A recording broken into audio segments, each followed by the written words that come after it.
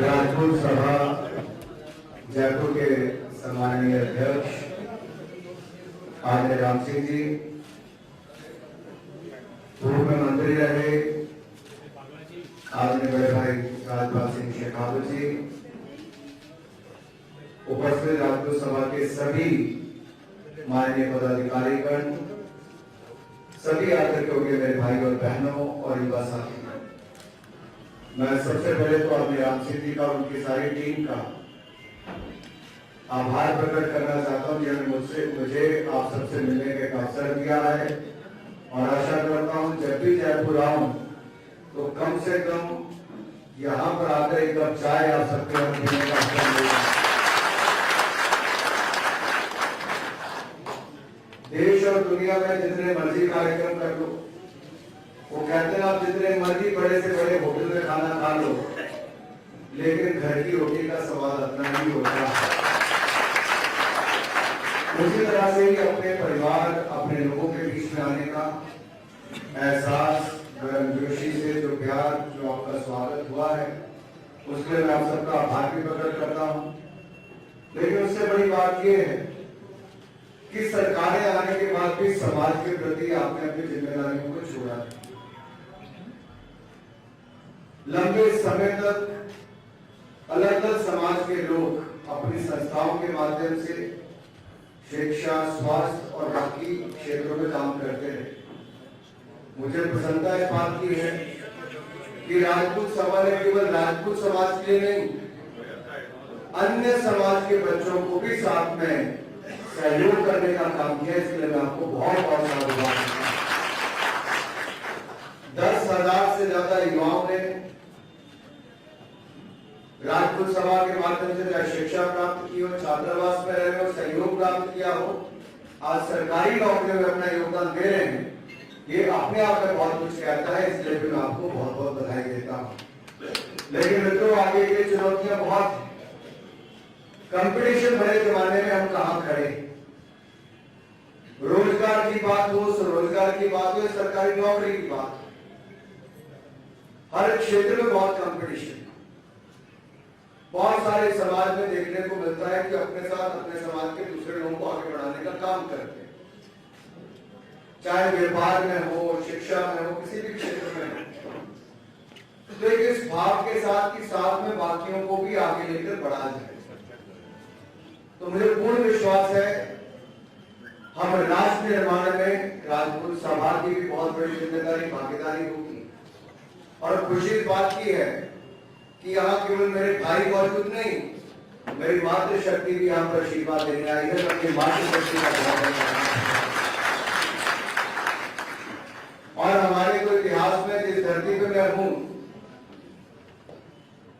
महाराणा प्रताप की बात करें, पृथ्वीराज चौहान की बात करें, वो दिग्गज हुए जिनको पीढ़ी दर पीढ़ी सैकड़ों वर्षों के बाद भी आज पूरा समाज नहीं, पूरा देश पूरे मान सम्मान के साथ देश के कोने कोने में उनको याद करता है।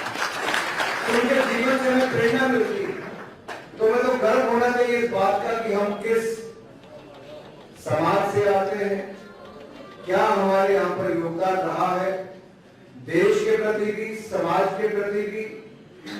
और आज जब हम आजादी का 75वां वर्ष मना रहे हैं, तो इस अमृत महोत्सव के समय हमें प्रण लेना है कि हमारा भारत, जिसके लिए हमारे पूर्वजों ने अपना बलिदान और योगदान तक दे दिया, उसी बलिदान को, उसी योगदान को देखते हुए आज राष्ट्र निर्माण में हमारी सबसे बड़ी भूमिका होनी चाहिए। अमृत महोत्सव के समय हमें संकल्प लेना कि अगले 25 वर्षों में अपने भारत को नई ऊंचाइयों पर देखने के लिए, जहां पूरा देश एकजुट होकर लगेगा, राजपूत समाज और राजपूत सभा भी एकजुट होकर देश के निर्माण में आगे लगेगी मेरे भाइयों।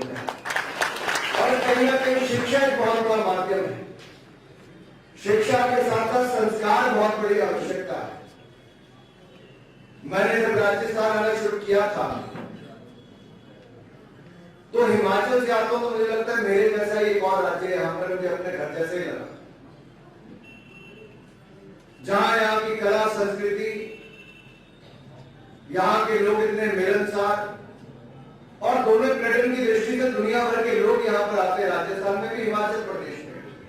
उसके दो बड़े कारण हैं, एक सुरक्षित महसूस करना और अतिथि देवो भव।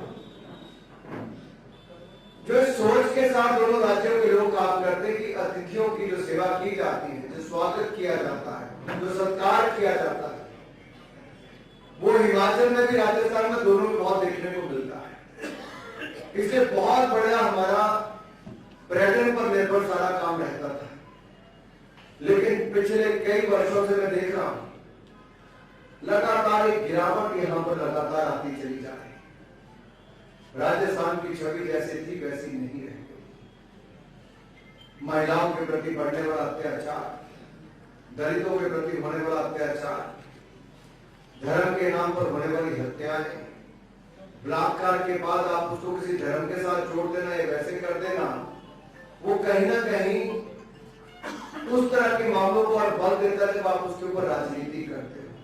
देश भर में सबसे ज्यादा अपराध के मामले यहाँ पर दर्ज होना राजस्थान में, ये अपने आप में बहुत बड़ी चिंता व्यक्त करता है कि समाज के और का क्या सरकारों के संरक्षण के कारण ऐसा हो रहा है कि समाज में कुरीतियां इतनी आ गई हैं? क्या शिक्षा के साथ साथ संस्कारों की कमी है, या सरकार लाचार नजर आ रही है? ये बहुत सारे ऐसे सवाल हैं जिसका जवाब शायद राजस्थान के लोग पूछ रहे होंगे कि हमारा कसूर क्या था।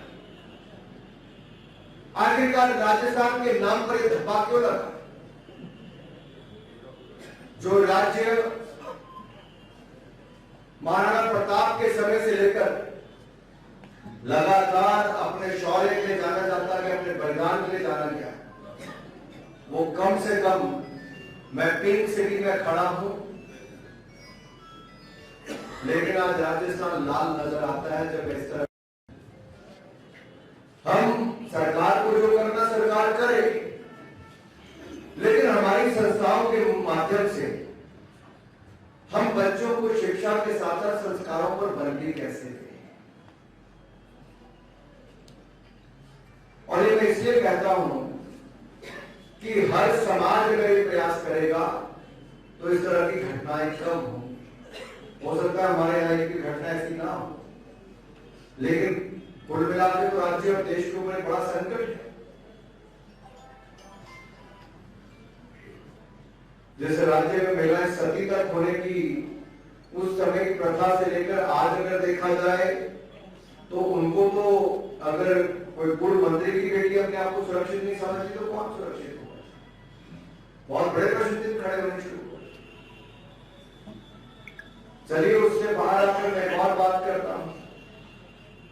आप यहाँ पर जितने भी कोर्स करवा रहे हैं, छात्रावास भी आप चला रहे हैं, और मैं देख सकता हूँ नौजवानों के चेहरे पर मुस्कुराहट, जोश कि अपनी तरफ से कुछ ना कुछ देश के लिए कर दिखाने के तैयार बैठे। मैं भी चाहता हूं कि आपके इस नए काम में मेरी ओर से जितना योगदान हो पाए आप मेरे को जिम्मे लगा दीजिए, ताकि मेरी ओर से भी सेवा इस नए काम में हो सके।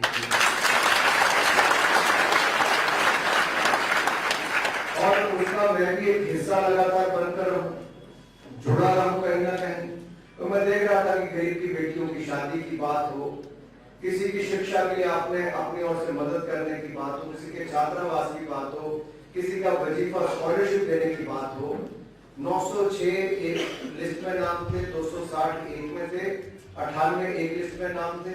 तो ये अपने आप में दिखाता है कि आपने कई वर्षों से यहाँ पर लगातार, और ये तो 2019 की और 2022 की रिपोर्ट है, बीच में 2 वर्ष कोविड के आए, उस समय भी हमारे समाज ने बहुत काम यहाँ पर किया लोगों को कोविड से बचाने के लिए, बहुत सारी जगह पर गरीबों को राशन बांटने के लिए।